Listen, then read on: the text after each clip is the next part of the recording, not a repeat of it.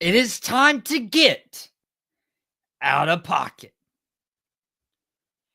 Guys, we have a huge show in store for you today, including results from the NFL's Championship Sunday. We have a new head coach by Underhanded Tactics. We have a new coach in Dallas right now. He was introduced today, but we have to flip the entire show on its heels because we have breaking news.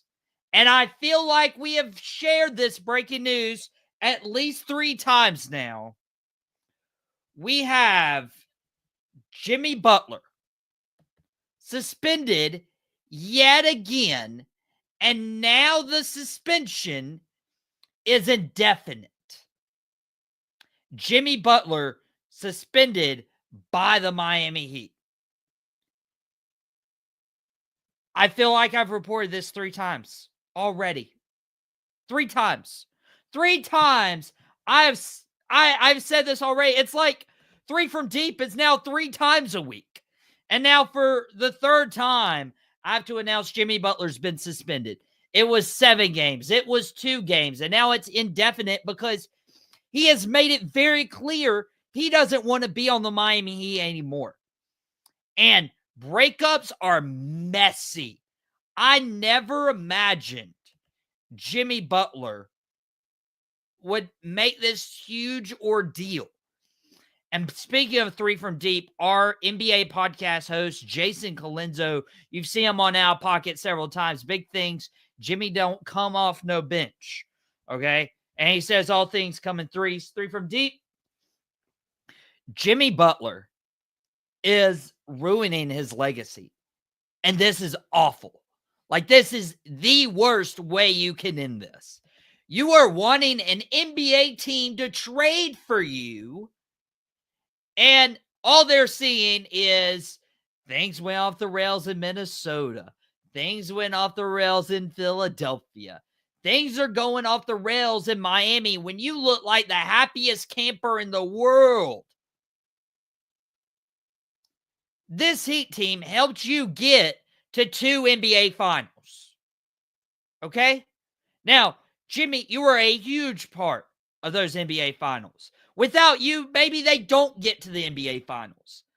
But the sad matter of fact is Jimmy Butler is ruining his legacy. He's ruining his trade value as well. Jimmy Butler, you want to go to a new team. You want to get, what you're worth, whatever. Well, Miami's not going to deal you. Miami's not going to trade you unless they can get their money's worth. And I guess until then, you're going to be suspended indefinitely because I believe I almost wore Miami Heat gear. I almost wore Dallas Cowboy gear. And then we'll talk about the Cowboys head coaching hire here in just a minute. I firmly believe we have seen the very last of Jimmy Butler in a Miami Heat uniform. He will not take the court. Jason, wonder who gets the house and the dog after this messy divorce. Miami's going to try to get their best, but the more Jimmy Butler puts his butt in front of his face, he's not making this any easier. And that's the problem. That's the problem. Jimmy, they have been actively trying to trade you before the NBA deadline. All you had to do was show up to work. That's all you had to do. That is all you had to do. And guess what? They could have put you in a great position to send you to a team like Phoenix. Maybe you're happy. Maybe you convince everybody it's all hunky-dory in Phoenix.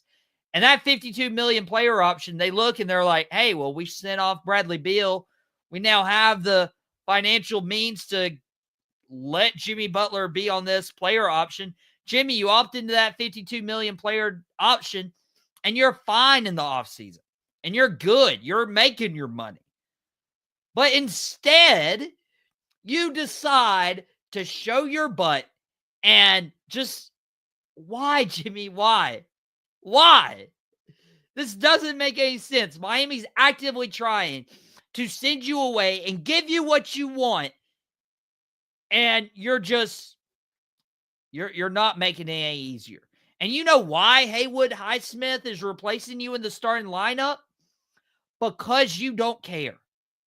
Because you're not putting an effort out. When you have young, hungry men, Tyler Hero, rookie Khalil Ware, Bam Adebayo, Nikola Jovic, Jaime Jaquez Jr., when you have these guys putting everything out there on the court and you decide to do a one-legged three-point shot from the corner, not chase rebounds, not play defense, you're literally just trotting and you're collecting a paycheck, but now you're suspended, and that's on you. Jimmy Butler,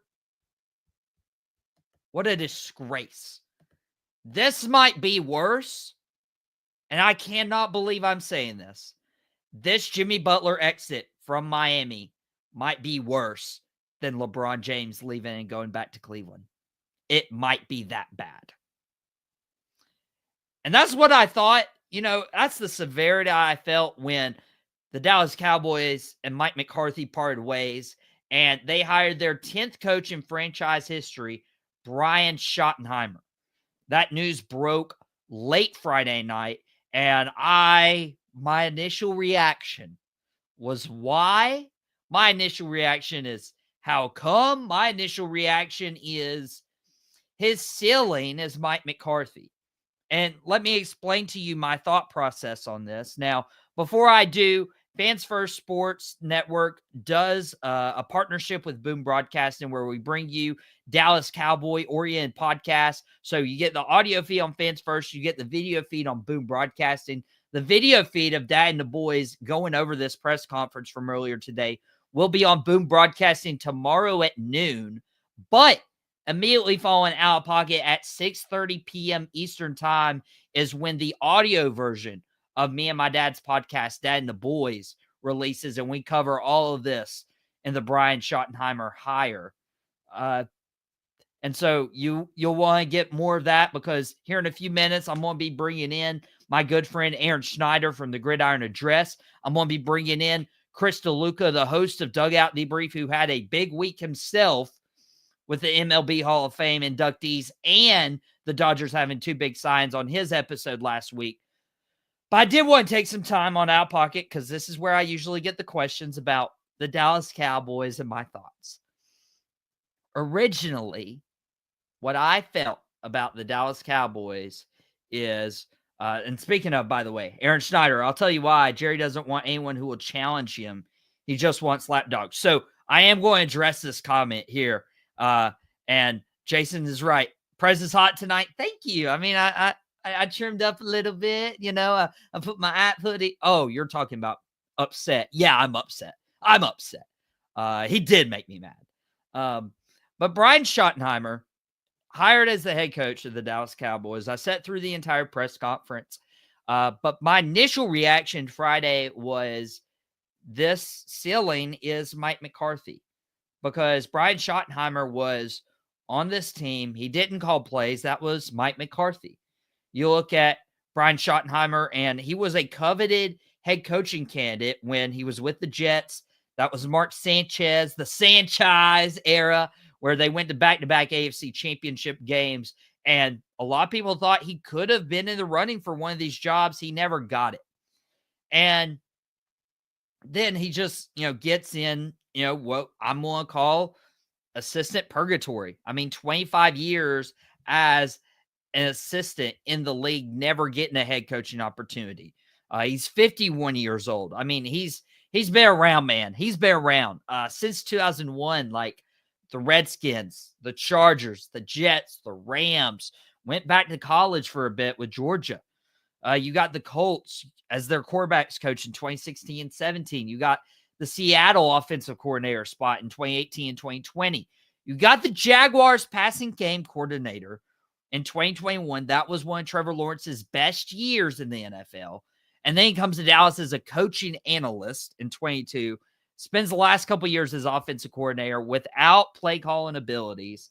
And all I'm saying is, okay, well, you have this guy with no head coaching experience, and you're just throwing him in there. And one of the things that Jerry said And I'll go ahead and throw this comment up here by Aaron. I'll tell you why Jerry doesn't want anyone who will challenge him. He just wants lapdogs.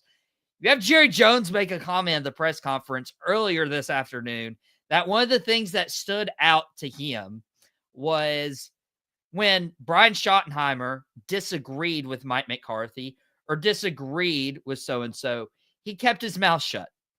Now, that's not the greatest thing to say when it comes to a head coach with an owner who likes to butt in and tell them everything he wants. Another concerning thing that Jerry Jones said in the press conference was that he always wanted to be a coach. And there is that aspect of this, is Brian Schottenheimer will not be successful if he has to bite his lip with Jerry Jones. Brian Schottenheimer, I don't think he'll be successful if this happens, but what I want from Brian Schottenheimer is to go on this hand. And I do not want him biting his lip. Maybe you can bite your lip if you're the offensive coordinator and you have to deflect to the head coach because Mike McCarthy's job is on the line. Okay, that's whatever. Okay, that's in the past. I do not want you biting your lip with Jerry Jones because he is the owner, he is the president, he is the general manager, he is not the head coach. He writes your checks, yes, but I do not want you to become a quote-unquote lapdog for Jerry Jones. I don't want you to. That's not going to do you any good. With Brian Schottenheimer and the hour-long press conference, I mean, Brian probably talked 20 minutes, Steven talked 10, and Jerry talked the rest of the 30, at least. And granted, some of these questions were more geared towards why Jerry, let Mike McCarthy walk. Why didn't they go after this one? Why didn't they go after that one? Why aren't they doing stuff in free agency? Why are they not on a quote-unquote time clock? All of these things. But for Brian Schottenheimer to say, I want to win a championship and I want to build one of the best cultures in NFL history, in sports history. If he takes that mindset and is willing to challenge it, then he'll be at least somewhat successful, maybe. Aaron, if he disagrees with Jerry and vocalizes it, Jerry is putting him down. Unfortunately, maybe there was a lapdog comment. By the way, Chris Deluca coming in here with Aaron Schneider here in a couple minutes. Cowboys have the worst head coach in the NFC East, which is wild considering the Giants exist. Wow. Jason, I don't even know if Jason's more mad about that comment than I am. That is quite the comment right there. Dan Quinn could have been the head coach of the Dallas Cowboys if something was decided last year. I would have still probably been upset if Mike McCarthy was dismissed after having 3 12-win seasons, and would have been even more upset if Dan Quinn really cost him that opportunity by changing the defense. Nick Sirianni, Eagles fans wanted him dismissed earlier this year, and for some reason he hasn't been, and now he's in the Super Bowl because the front office went out and made a free agent decision to bring in Saquon Barkley, who could very well win the MVP this year. So Brian Schottenheimer, I'm going to go out on a limb here and say it was not your fault that Mike McCarthy's no longer at this team. It's not your fault that you would want a head coaching gig and see the connections and want a job and become the 10th coach in Dallas Cowboys franchise history. Brian, you might have great ideas to run motion. You might have great ideas from your dad and all the different people you've gotten to sit under over the last several years. Jacksonville, Doug Peterson right there. Seattle, Pete Carroll right there. So on and so forth. I can see a scenario where Brian Schottenheimer's not a terrible coach.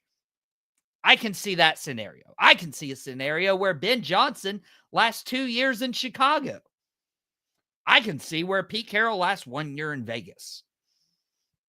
Brian, it's not going to be fully and solely on you, but what I think it could be is if Jerry Jones and Stephen Jones don't want to shuffle out the money and go out in free agency and bring players who can help contribute to a championship run, then Brian, you'll be handcuffed. And I think that is any head coach that could have went into this situation. Ben Johnson, Aaron Glenn, Mike Vrabel, Deion Sanders, so on and so forth. So Jerry and Steven, I implore you, give Brian a shot and give him a legitimate shot to bring a championship to Dallas, or at least get to the NFC Championship game, which is where the Eagles and Commanders found themselves this weekend. Now, unfortunately, I wasn't able to be a part of the Gridiron Address this weekend, but some guys held things down on Sunday afternoon right before the games. But usually the Gridiron Address is usually between the afternoon slate and right before prime time, but they didn't get to talk about this. So I had to bring in a couple guys, one of them being the host of the Gridiron Address. We got our guy, Aaron Schneider. Now, Aaron, I'm wearing this app hoodie for you, for us. Oh, thank you. I don't have my any app stuff on, but I have a shirt that one of my teammates gave me for when I was playing rugby at App, so that kind of counts. That kind of counts. And Aaron, you were gracious enough to connect me with the other guy I'm having on, the host of Dugout Debrief. And if he has that banner in the background, he might need to update that because they did win the World Series here recently. And of course he does. Chris, is that the updated Dodgers banner? It is not yet. I need to go ahead and get one of those. I got myself a hoodie and I got myself a shirt, but the banner is the next thing on the list. I'm still working on getting that.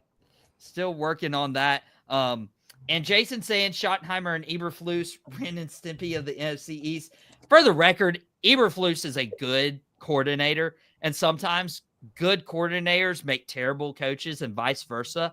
And of course, it's Chicago as well. That's all I'll say on that. I don't have the same amount of like hatred for that hire. I don't think it's anything crazy, but I don't hate it to the same level that everybody else did the other day.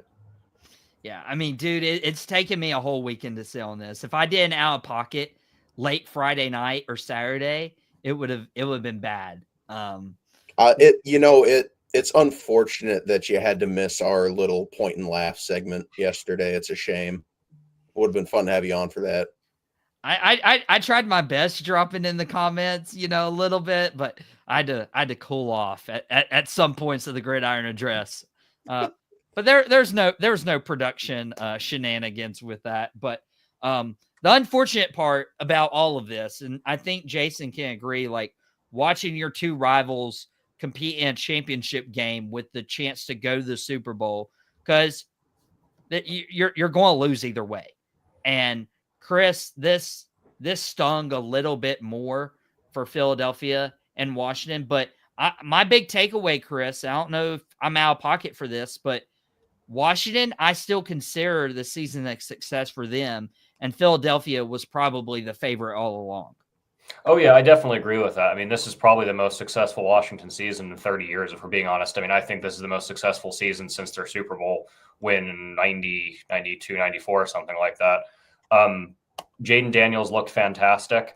Terry McLaurin looked fantastic the whole year. The run game held its own, even though they don't really necessarily have marquee guys.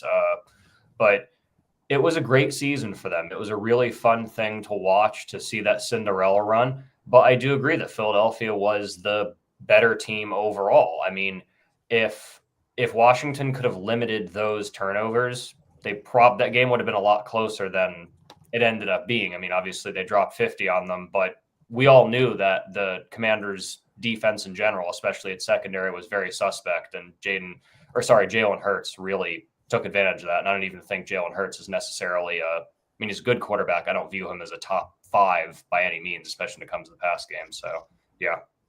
Yeah, and Jason saying, yes, watching Saquon run his way to the Super Bowl hurt. I bet. And it hurt, too, because Dallas didn't go after him. It's hurt that Dan Quinn got as far as he did. Mac, I mentioned Dad and the Boys dropping at 6:30. Audio version on Fans First Sports Network, wherever you find your audio platform, Spotify, Apple, so on and so forth. Just look up the Star Studded Cowboys Network. He's bringing up how can anyone look at any first-time head coach and predict their chances of success, and that's a great point. Ben Johnson, who knows what happens there. Josh McDaniels is another one we kind of pinpointed. Like he was pinpointed twice as a head coach and just flopped bad. Like he flopped bad. And he was a great coordinator. So there is some hope that Brian Schottenheimer could be a good coach. But Aaron, I don't think anyone expected Dan Quinn, even if he was head coach of the Falcons and got them to the Super Bowl where they had the 28-3 meltdown against the Patriots. I don't think anyone expected him to have this good of a season with Washington this year.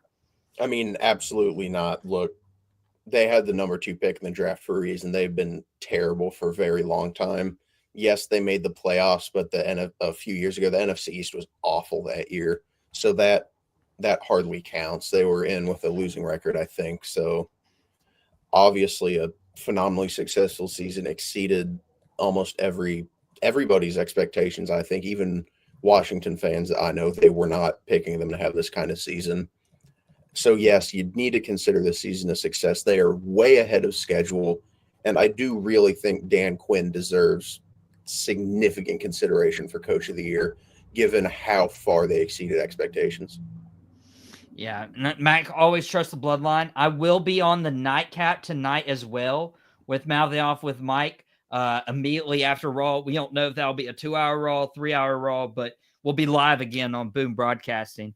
And Jason, the best part of the Commander success is killing Daniel Snyder. Getting rid of him. And Aaron, that's a good point. Like Dan Quinn really turned around that organization in literally a year, which gives hope to almost any organization out there that if you get everybody and you get the right pieces, like it's anything. Jason, very, very noted to say the NFL stands for not for long. And Washington's success might not be for long. This might be a one-year fluke. We saw CJ Stroud have regressions his second year, but I mean, the future does look bright, and it's better than another, 4 or 5 win season for Washington. This was exceeding expectations, but that's why I feel like both came away as winners. And the Philadelphia Eagles, and I caught flack for this. By the way, Podcast Me, the host of Quick Hits, he won't have an episode tomorrow on Boom. Usually drops on Tuesdays and Fridays, but we will be bringing you Dad and the Boys. I'm sure he loves that his time slot's been taken up by the Cowboys. So hopefully we'll get him on here soon. Dan Snyder says he absolutely hates the success the Commanders are having this year, and that makes him chuckle. Just like, we took over his time slot. Maybe he'll be back Friday. Who knows? We'll see. We'll have his people call my people. And free agents flock to the Commanders this offseason. The success will continue. I feel like that was a huge part, is like they made the most out of their entire offseason, Chris.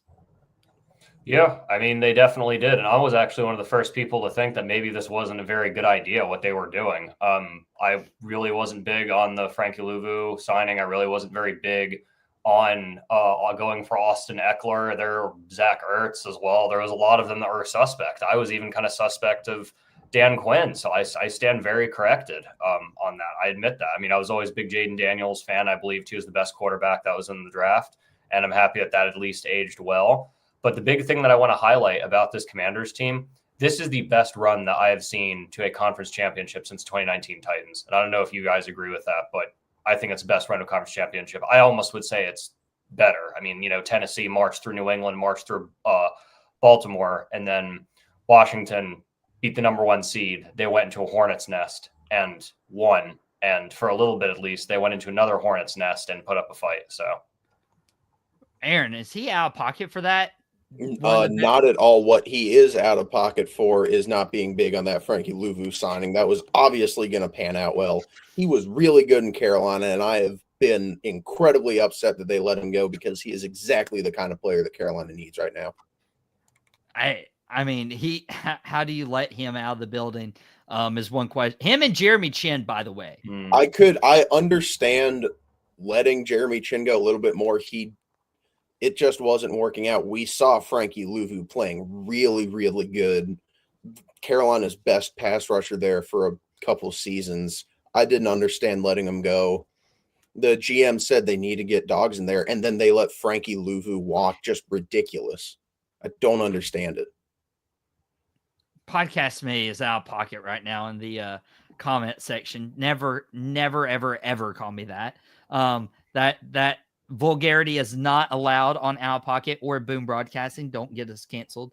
But I do want to touch on this too. Is the Washington Commanders? Aaron, be careful. The Washington Commanders. I'm just saying. I never trust you if I'm being honest. But Washington Commanders, we talked about them, beating the Bucs on that, doink field goal, beating the Detroit Lions, which I called, by the way. And then to fall short against Philadelphia. 55-23 is kind of like it got out of hand in the fourth quarter. It wasn't a 32-point blowout. With the Eagles, the Packers game didn't look that great. The Rams game didn't look that great. Do you think finally that I told you I didn't trust them. What are you talking about? I'm not even saying that. Jason, difference between good management and bad management, Carolina versus Washington. Oh yeah, Aaron, 100%. It was stupid. It was stupid to let him go. I hate it so much. It will never make sense to me. They need pass rushers. They need help at linebacker. Letting him walk was just incredibly, incredibly stupid. I cannot stress that enough. But with Philadelphia, and they were able to win 55-23 as the final score against the Commanders.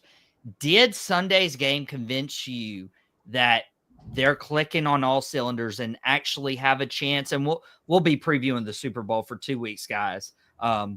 Do you feel like there is actually a chance now, Aaron, that the Eagles are playing their best ball and have a chance against the Chiefs? Oh, 100%. They absolutely have a chance. I think their running game's better than Kansas City. I think they have better weapons on offense than Kansas City. Their defenses are pretty close, I would say. I'm inclined to lean Eagles might have a slightly better defense. I would right now, without thinking a whole lot, I'm going Philly off the jump. I do think they can pull it off, but like you said, we got 2 weeks until game day, so maybe that could change, but I'm leaning the Philadelphia Eagles as of right now. And Chris, are you encouraged by the amount of play that the Eagles are doing right now? I'm encouraged. I mean, I think that they are playing their best ball, even if the score is not necessarily reflecting it, even if they've played a lot of ugly games. I'm still going to be leaning Kansas City. I'm probably not going to back down on this. Kansas City just always finds a way. They found a way against Buffalo to win dramatically. And I think that they just kind of have luck on their side. I'm not usually a big person that believes in that. And Philly has had decent luck on their side too. But I mean, Kansas City, it's just beyond proportion. I definitely agree that the running game of the Eagles is much better. The defenses are even. There are more physical weapons for the Eagles, but Chiefs spread the ball around and they just find ways to win. I feel like the Eagles' luck will probably run out when we make it to Super Bowl Sunday. And it very well may. We're going to be predicting and talking about the Super Bowl here in the next couple of weeks, as well as, Jimmy Butler and what that saga ends. We're not far from the NBA trade deadline. A week from Thursday, maybe we can get Jimmy out. If you guys missed the opening minutes of Out of Pocket, we covered Jimmy Butler being suspended again indefinitely. And this is the thing about Out of Pocket, by the way. Jason bringing up Philly run game's legit. He has Philly winning. He's been picking against the Chiefs, and he hasn't been right at all. And Podcast Me, he hopes he's wrong, but to be the man, woo, you got to beat the man. And one of the players for the Buffalo Bills, as a matter of fact, the star quarterback, Josh Allen, made that comparison to be the champs. you got to beat the champs. And they did not. They could not get in Kansas City's way with the three-peat. And I just want to go ahead and say, I told you so. This aged super well, and people need to stop over-criticizing the officiating crew and try to create this narrative on social media that the NFL is rigging it for the Kansas City Chiefs. When you look at a team who just time in and time out are getting plays done and winning one-score games.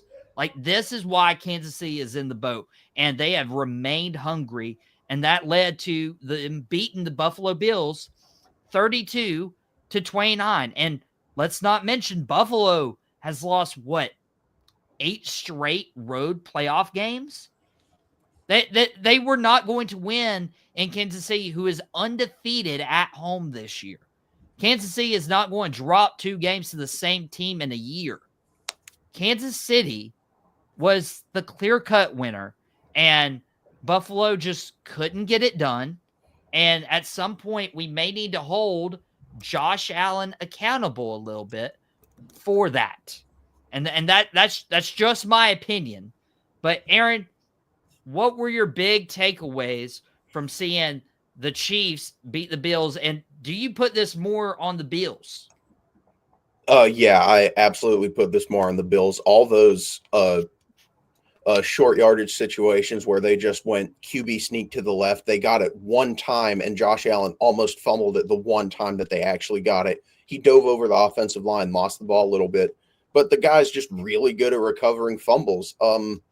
I did not understand that play calling in the slightest. Joe Brady really just fixated on running that same play. I think if they mixed it up, they get a couple more of those first downs, and we might see a different result. That's what bugs me the most from this game, is why they kept running the exact same play when Steve Spagnuolo was clearly reading it perfectly. They knew what was happening. And on that last 4th down, he's going to bring pressure. They've been bringing pressure all game, and I don't understand. The offensive play calling from the Bills is what really did it for him, I think. Yeah, and that could go against Joe Brady. That could go against Sean McDermott for falling to the Chiefs again. Chris, what was your big takeaway? Do they shoulder a lot of the blame for this loss? I mean, I think the Chiefs are just the better team, and I definitely have to agree that the officiating, crying about the officiating, is not going to make any difference. There was not one single call that really told me that this lost the game for Buffalo. That was clearly missed. The only probably missed call was that 4th down where they didn't give it to them on that little rush to the side there. But I mean, the thing is I don't think it's necessarily Josh Allen's fault. I think it's just he's played against a better team. Josh Allen has 1,039 yards, 65.9% completion percentage, 11 touchdowns, 2 of which are rushing, and only 1 turnover in his entire playoff history, 100.2 passer rating, yet he is 0-4 against the Kansas City Chiefs. I don't think that reflects necessarily on him. This is probably the year where he's actually had the least amount of weapons. He doesn't have Diggs or any of those guys now. He kind of has Shakir, Dalton Kincaid, who had that crucial drop. Not much, and that's what makes Josh Allen so impressive. In no way is this his fault. It rips my heart out every single year because I feel like it's been it has been past 4 years now, as we just see that losing sucks. The exact same interview where he's almost in tears saying, losing sucks. We're a young team. We're going to do it. We're going to get over the hump. And at this point, man, when I watched that most recent version of that came out last night, he just looks so deflated. I feel like he's almost turning into a Jim Kelly, except he's not making the Super Bowl. He's just losing in the AFC Championship or divisional round. And now off the mic, I'll be on the nightcap with him. I don't know if he'll be insufferable, but based on how insufferable he is, depends on when my bedtime is. Just FYI, I can make an appearance, but I won't stay up for tolerating those comments. Either way. So maybe wear some wrestling gear instead of that ugly gangrene kind of stuff. I'm just saying, bro. I'm just saying. Well, I'm sure we'll get into it for some odd reason. It's the Raw before the Royal Rumble this weekend, so you guys definitely want to check out the final nightcap before the Royal Rumble, at least when it comes to the Monday Night Raw program. And I know he'll do a nightcap on SmackDown and then do another nightcap after the Royal Rumble. I'm not even doing it. Raw before Rumble. Let's go. We are cooking. Cooking. And so were the Chiefs. I think, yeah, there needs to be some shouldered blame to the Bills of like, hey, you can't get past these guys. So, sort of similar to Ryan Day. Can't get past the Michigan Wolverines. And yes, he did win a national championship, but the difference between Michigan and Ohio State and the Bills and Chiefs are the Michigan Wolverines isn't preventing Ohio State from winning a national championship. The Kansas City Chiefs are. The Chiefs are preventing the Buffalo from winning a Super Bowl or even getting there. And so until Sean McDermott puts together the perfect game plan or everything aligns right there, then, what else do you need to do? I mean, this team went out and got Amari Cooper, and Amari Cooper didn't look like a first option. Like, they were throwing more to Khalil Shakir, who wasn't having big plays. Dalton Kincaid would have a drop. Mac Hollins looked the best. He only got 4 targets this game, 3 catches, 73 yards, and a touchdown. James Cook on the ground, helping Josh Allen prevent the team from turning the ball over. But Allen, again, 3 fumbles. He recovered all 3 of them, but it could have ended much, much worse. And that's the reality of Buffalo. But Kansas City, here's what made Kansas City's win so phenomenal is they did it with all these injuries throughout the year. You have them losing Rashee Rice, who looked very much like their new Tyreek Hill. Xavier Worthy shows up yesterday. Hollywood Brown missed most of the year for injury. He makes a couple plays.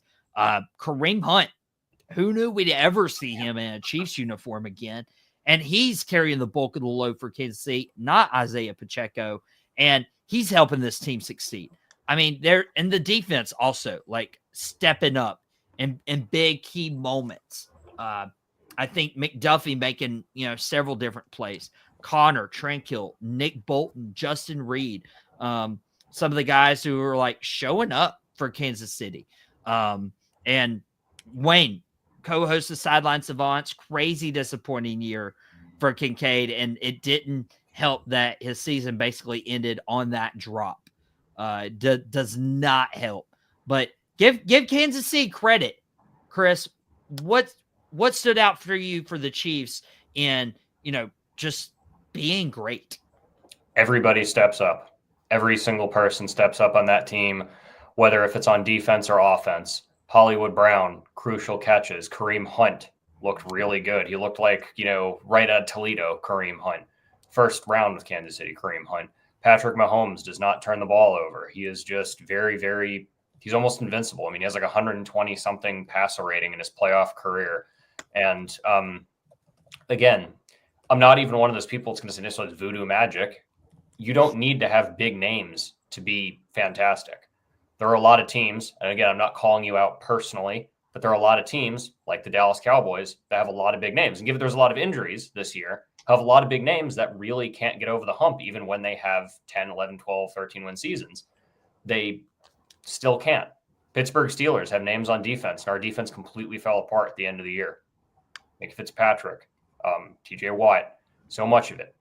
There are so many teams with so many great pieces. Kansas City doesn't need those. They just need cohesiveness. And going back, we were talking about Washington earlier. Kansas City Chiefs, Washington Commanders, they're the definition of what happens when you get a competent owner, competent general manager, competent head coach, and a competent quarterback. That is a recipe for success in the NFL, if you ask me. Aaron, what do you think is the recipe of success Kansas City cooked up for the win yesterday? I really think it comes down to that defense. They were, and like I said earlier, in those short yardage situations, 4th and short, 3rd and short, they just knew what Buffalo was going to do. They read it perfectly, and they executed it perfectly as well. They stopped them in big moments, and that's really what it came down to, is that Chiefs defense and Mahomes being able to take really good care of the ball. Yes, he did. They did lose a fumble, but I mean, still, he takes really good care of the ball. And like Chris said, everybody steps up on that team when they need to step up. And Juju Smith-Schuster had a couple big plays as well. You didn't mention him earlier, but that was someone who stood out to me that made a couple really big plays for the Chiefs that we haven't really seen much from him this year, the past couple of years. Yeah, and Wayne saying great take on recipe of success. Max saying Kincaid Andrews, a drop is a drop for a tight end. That's pretty spot on right there.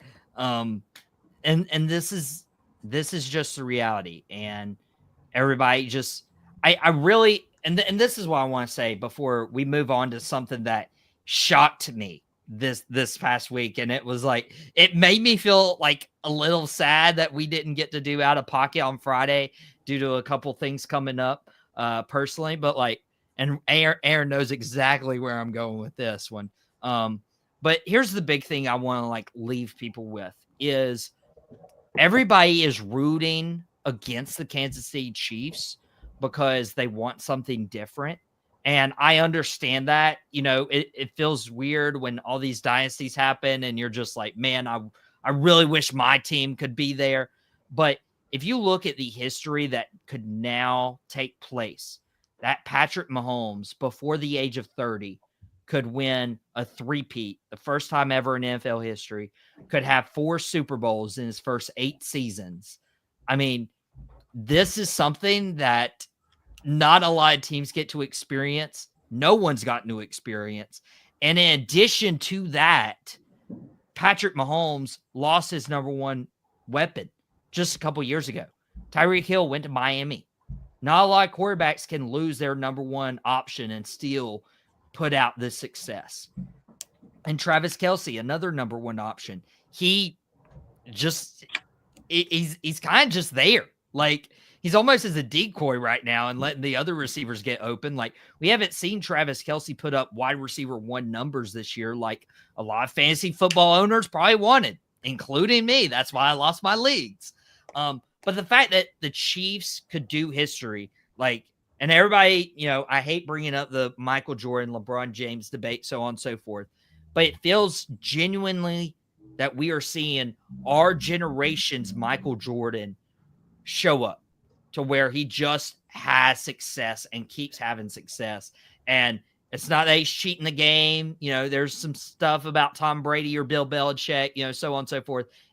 He's going out there. He's throwing the ball at such weird angles. He's getting these no-name wide receivers. He's getting these guys who are pulled off the couch like Kareem Hunt, Juju Smith-Schuster, and making them be successful en route to a potential historic three-peat in a Super Bowl. So that's all I want to say with Patrick Mahomes, Kansas City Chiefs, well-deserved. And even, you know, congrats to mouthing off with Mike's Philadelphia Eagles.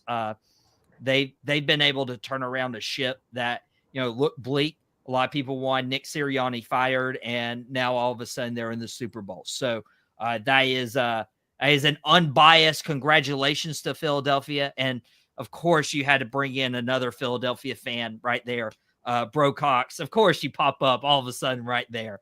But I am super excited to have him lose the Super Bowl, and I had to, you know, sit with Bro Cox over there when they did lose originally to the Kansas City Chiefs. I kind of felt for him, but I kind of felt a little happy, but I didn't rub it in his face like some people did. And Brady did the same with his wide receivers. Wayne, that's true. I mean, making Danny Amendola a journeyman into a legit number one receiver, Wes Welker undrafted, you know, so on and so forth.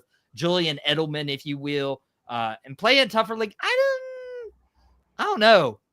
That would be a good out-of-pocket debate to see what was the tougher NFL back in 10, 15 years ago or now. I feel like this talent pool is pretty good. He digresses. I'll let you regress whenever you want to get on out-of-pocket and we have time to debate that. I'm down for that. I'm down for that debate. But one of the craziest things happened. So I mentioned Friday I wasn't able to do out-of-pocket, right? And here I am, me and Aaron, you know, we go back and forth and we talk and everything. And then he sends me this wild timeline and bear with me because I'm going to read this off the JPA football account. They do really good about updating people, so I want to give them credit. But here's a weird timeline. Okay, the Jaguars fire Doug Peterson, keep their GM. They won Ben Johnson, and he didn't join Jacksonville because Trent Baalke was there, and Liam Coen didn't want to go to Jacksonville because Trent Baalke was there. And so the Bucs, to keep Liam Coen, to prevent them losing back-to-back offensive coordinators, Dave Canales goes to Carolina, pair up with Bryce Young.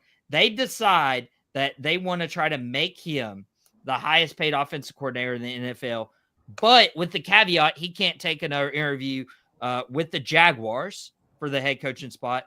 The Jaguars interview Robert Saleh, and Robert Saleh is in Jacksonville when here's what happens. The Jags fire Trent Baalke. They go back to Liam Coen, offer him Ben Johnson money, and decide that Liam Coen is the guy. And he takes the Buccaneers job, or he takes the job with the Jaguars, leaving the Tampa Bay Buccaneers.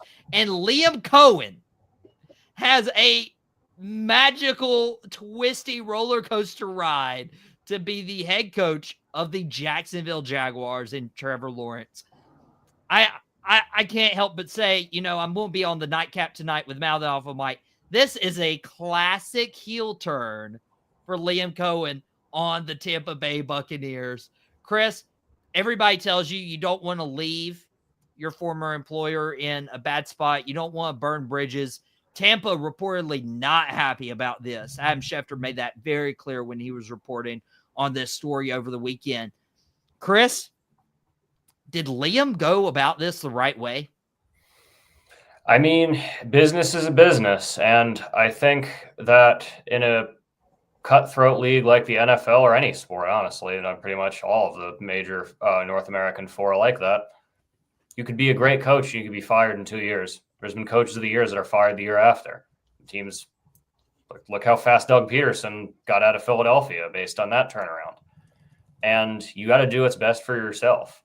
And I don't know how he's going to be. I can tell you, obviously, we all agree that Tampa Bay's offense was fantastic this year. It was one of the best in the NFL. Liam Coen clearly knew what he was doing. He had for a portion of the season, he had 2 top 10 receivers. Then he had 1 after Godwin went down. Great 2-headed monster with running back, consistent quarterback that hangs on to the ball. He's going to go Jacksonville. He's going to have a good quarterback. He ain't going to have much else. Travis Etienne didn't look that good this year. Receiving core, Brian Thomas, pretty darn good, but it's not Mike Evans. That's not Chris Godwin. I think that he went about it how he went about it. I can't really judge the man because in the end, if you're getting paid Ben Johnson money, I would take Ben Johnson money over coordinator money, especially with how well he was. They really wanted him, and it's going to be a rebuild. Who knows how long it's going to be, but I can't judge the guy because I would have probably done the same thing if I was in a situation. Yeah, and it's hard to turn down really competitive pay at a head coach because there can only be one head coaching job. There could be 32 head coaching jobs, and this may be your one opportunity. Bro Cox mentioning only thing he's worried about is the script. He's probably talking about the Super Bowl, but man, guys, this is like AEW, All Elite Wrestling. Tony Khan, that family owns the Jags and All Elite Wrestling. It feels like Tony Khan wrote this script of Liam Coen. I want you to go over there. I want you to, sweeten up the deal with Tampa Bay. And all of a sudden, I want you on a plane here to Jacksonville and come across the state and just let's get a rivalry going in the NFL again. And Jason saying Jackson Cohen did this all wrong. Jags one of the worst ownership management groups in the NFL. That is some strong words. Aaron, you and I were texting back and forth about this. What a crazy timeline. Absolutely insane. And to Jason's point, the Jags definitely went about this wrong. I think they got desperate. I think they wanted an offensive-minded coach. They realized the GM was the issue, and so they fired him way too late.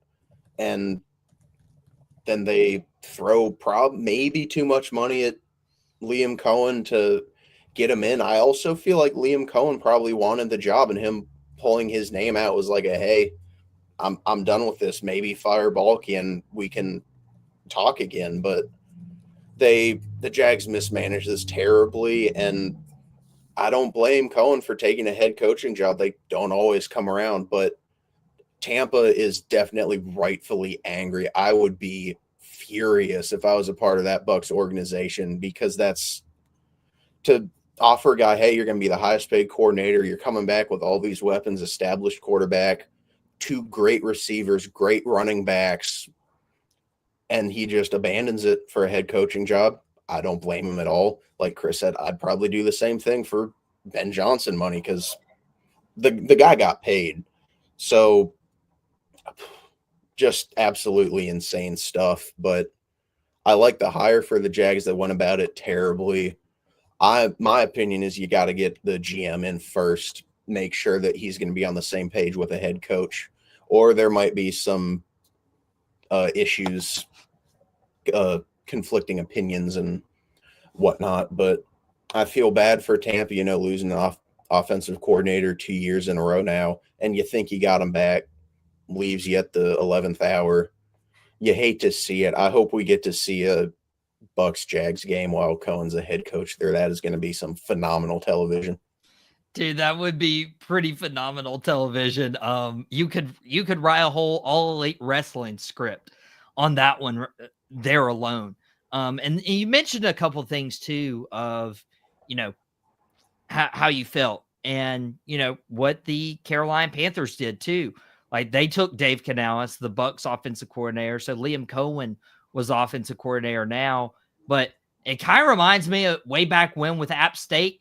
You build a program with Scott Satterfield and, Eli Drinkwitz comes in, and it's just, oh, let me use all these recruits and make a name for myself, and then, leave for Missouri. And I felt betrayed too when Eli Drinkwitz decided to make that decision. It's dude, it's tough. Sports fans, especially, like, they have such a passion and desire. But like you said, head coaching gigs don't come around so often. And Brian Schottenheimer, a good example of that, was a candidate when the Jets were having their Sanchez moments. And now he's finally getting his first head coaching opportunity, for better or worse.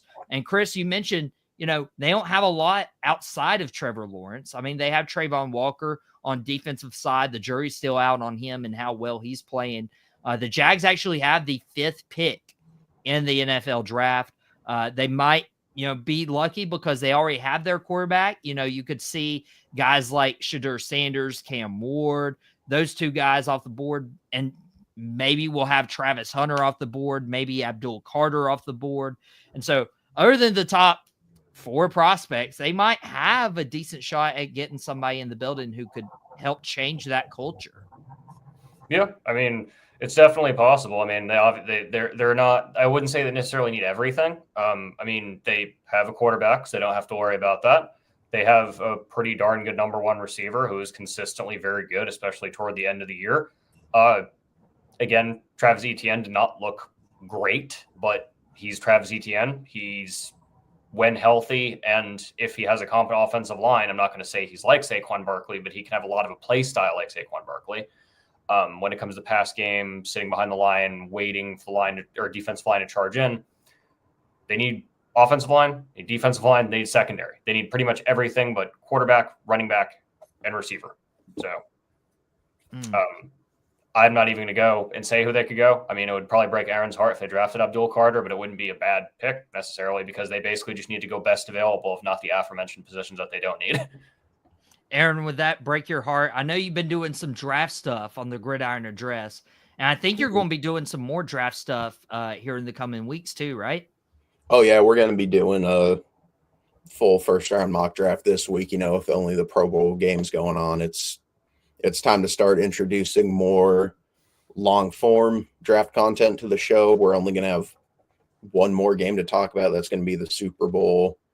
I'll probably recap the conference championship games as well this week. But, yeah, Abdul Carter not dropping to Carolina, that would suck. I really want him to go to Carolina. I think he is the exact kind of player that they need, but it is looking more and more likely he is not going to make it out of the top 5.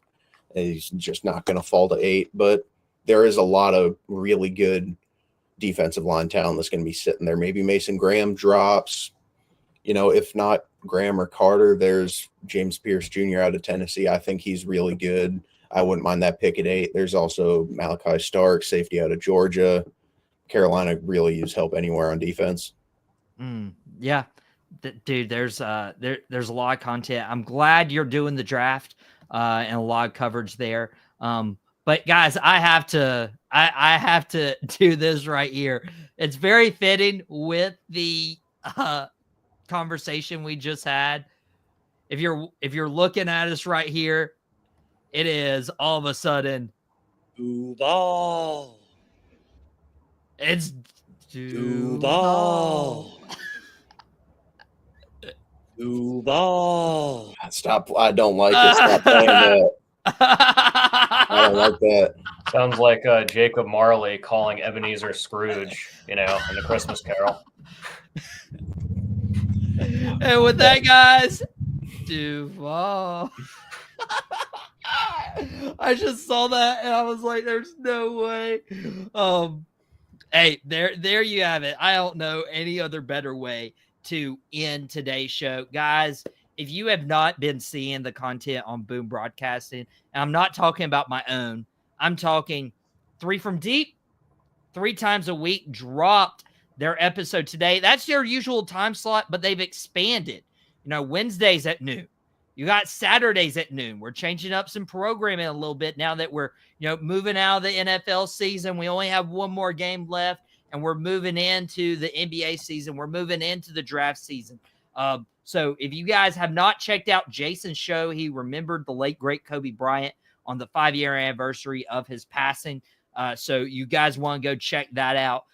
Aaron Schneider had the gang there yesterday for the Gridiron Address, talking about those conference style games. Also, some draft stuff down the pipeline. And Chris had a huge baseball episode last week, Dugout Debrief. If you guys haven't seen, really good analysis of the Hall of Fame class with Ichiro Suzuki, who was 1 vote away from being unanimous into the Hall of Fame. Look, we need to. I'm not. Look, they don't deserve anonymity. We need to know who did not vote for Ichiro Suzuki. Billy Wagner got in, so I'm happy. That was the main thing that made me happy is Billy Wagner and Dave Parker got in. So, and to be fair, Ichiro Suzuki, what was it? It was like he was 1 of 3 in his first game, and he never went under 300 batting average ever again.